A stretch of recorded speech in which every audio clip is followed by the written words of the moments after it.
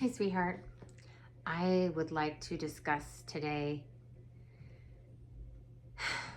friendship and the one sonship. This idea that A Course in Miracles teaches that we are all inseparable, and that bringing joy, bringing salvation, not by saving another person, but by shining a light so that they have the opportunity to see the truth. That by doing this, we inevitably bring joy and peace to ourselves. That we can't harm others and feel happy. And we can't help but bless others and feel happy. The way to recognize your brother is by recognizing the Holy Spirit in him. So this is from chapter 5, Healing and Wholeness, in section 3, The Guide to Salvation.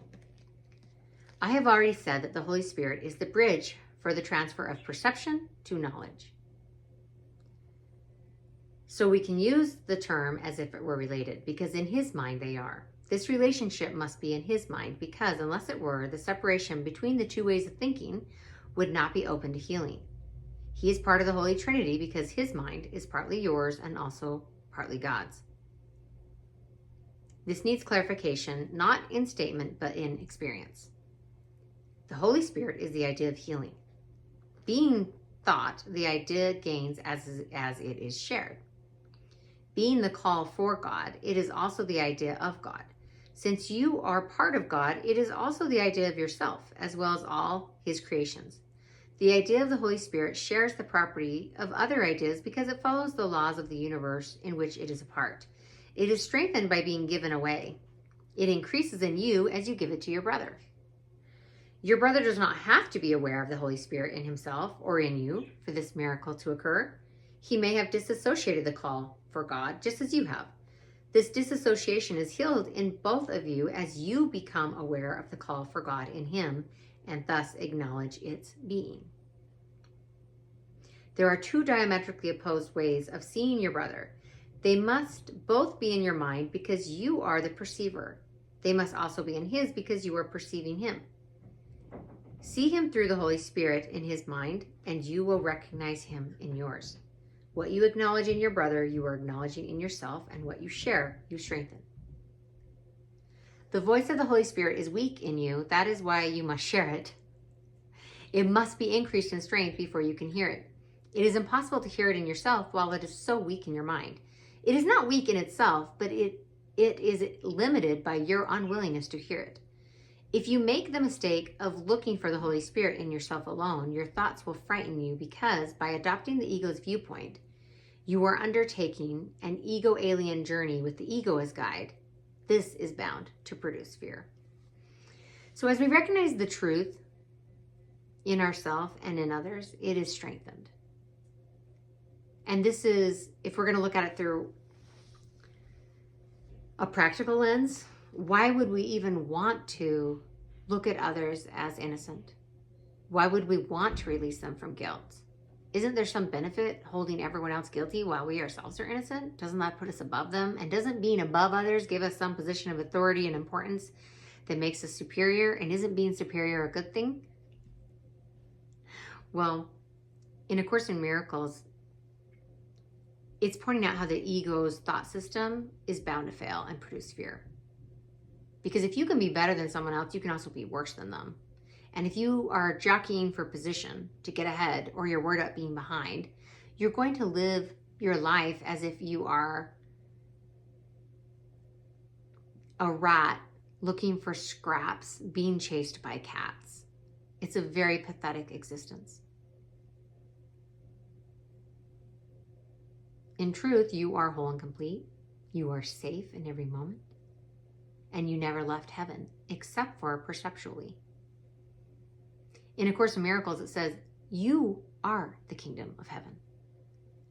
It's not just that the kingdom of heaven is within you. You are the kingdom of heaven.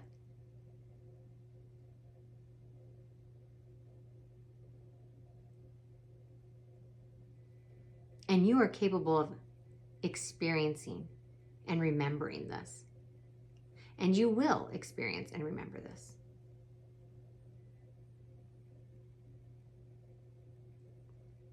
In A Course in Miracles, it says, only infinite patience can bring immediate results.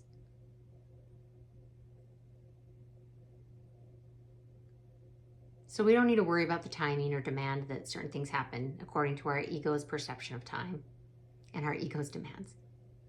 We can simply rest in the knowledge that we will experience our oneness with God.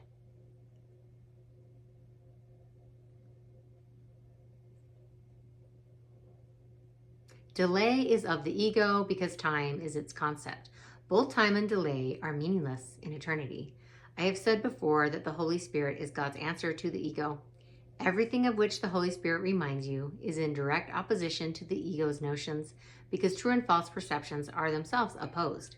The Holy Spirit has the task of undoing what the ego has made. He undoes it at the same level on which the ego operates, or the mind would be unable to understand the change. I have repeatedly emphasized that one level of the mind is not understandable to another. So it is with the ego and the Holy Spirit, with time and eternity. Eternity is an idea of God, so the Holy Spirit understands it perfectly. Time is a belief of the ego, so the lower mind, which is the ego's domain, accepts it without question. The only aspect of time that is eternal is now, the holy instant. So, of course, Miracles talks about the holy instant. And essentially, we come to understand that the past doesn't exist. It's gone. The future is only a concept, a projection. We're not there. It doesn't exist. Right now exists. Right now. Right here, right now. And as you sink into the now moment, you stop worrying about the past and you stop fearing the future. And that is the eternal now.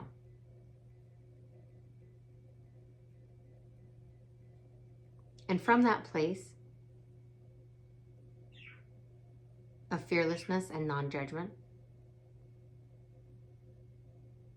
being still in this now moment, not judging your brother, but loving him as he is, as he truly is, and even having an acceptance of the character he's playing. Accepting what is, even if it's a temporal appearance, is the portal to peace, joy, and timelessness.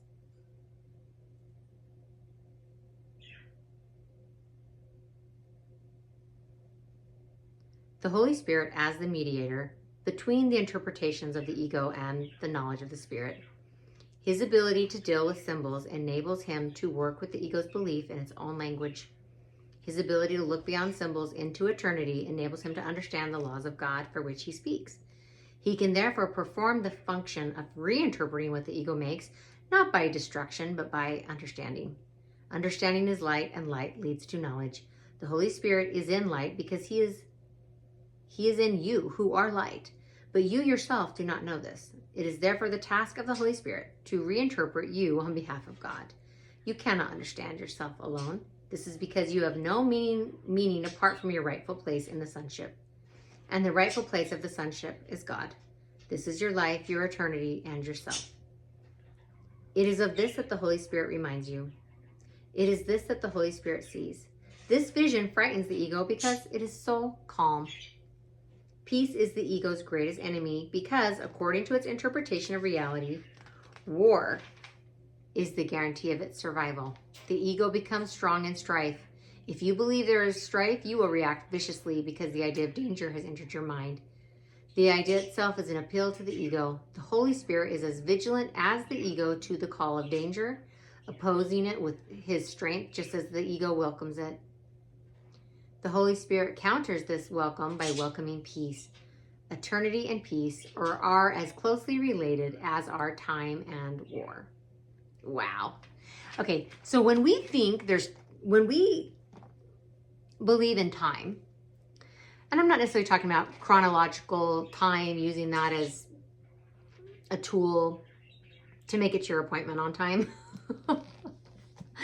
But in reality, even our scientists say that time is relative. In ancient Greece, they had a concept of time called kairos. So there was chronos, and that's the ticking of the clock. And then kairos was this malleable, energetic space where something could be eternal or instantaneous. And it was independent from the ticking of the clock. And if you've ever experienced kairos time, being outside of time, you realize that time is an illusion. It's a pretty persistent illusion, and in the world of man can be a useful illusion, can be a tool for having certain experiences, but it's not real. For a linear psyche, that doesn't make any sense. But to your soul, that's just obvious.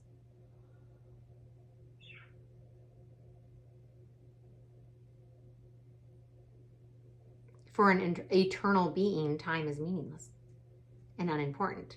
But to the ego, that is a horrifying thought, because the ego needs fear. The ego is fear identified and generates fear and thrives off of it.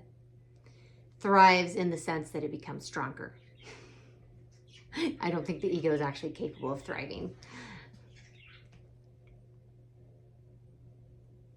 Perception derives meaning from relationships. Those you accept are the foundations of your beliefs. The separation is merely another term for a split mind. The ego is the symbol of separation, just as the Holy Spirit is the symbol of peace. What you perceive in others, you are strengthening in yourself. So, to wrap this up, we started this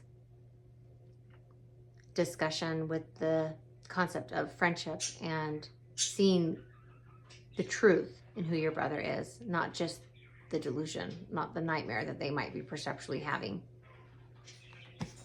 And the practical benefit of that is what you perceive in others, you are strengthening in yourself. So if you look at others as guilty and wrong and bad, you are strengthening that belief, even if it's unconscious, that you are capable of being bad, that you are capable of being less than or more than. The truth is, if you have any need in you to be special, that's coming from fear. Because when you know that you are enough as you are, there's no need to be special. It's a laughable concept.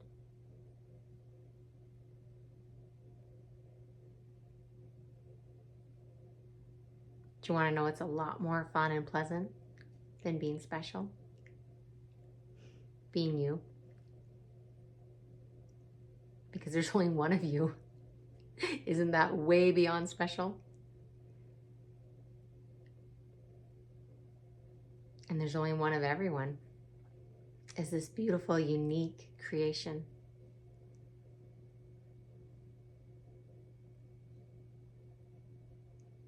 And yet, each of us is like one beautiful, perfect line in God's glorious poetry. And the poem wouldn't make any sense without you. It wouldn't be perfect without you.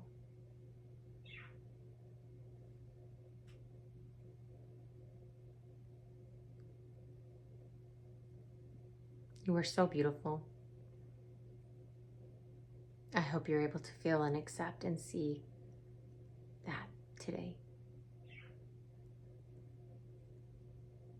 And if not today, then very soon. As soon as you're willing to allow it. and invite the Holy Spirit to help you see the truth of who and what you are. Thank you for being here today. I love you.